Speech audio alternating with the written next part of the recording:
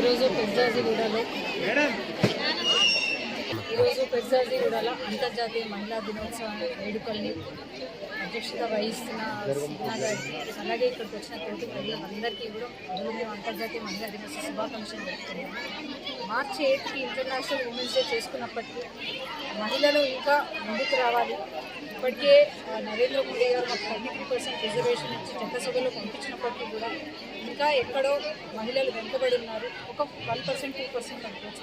ఆ 1%, 2%ని కూడా రానున్న రోజుల్లో ముందుకు తీసుకెళ్లే దిశగా మహిళా మోర్చా మేము మహిళా కార్యకర్తలుగా వర్క్ చేస్తామని, అలాగే ఈ అంతర్జాతీయ మహిళా దినోత్సవం సంబంధించి ఏదైతే నరేంద్ర మోడీ గారు మహిళా సాధికారత దిశగా మహిళల్ని ప్రోత్సహిస్తూ ముందుకు తీసుకెళ్ళి వాళ్ళని ఎన్నో పథకాలు ఏవైతే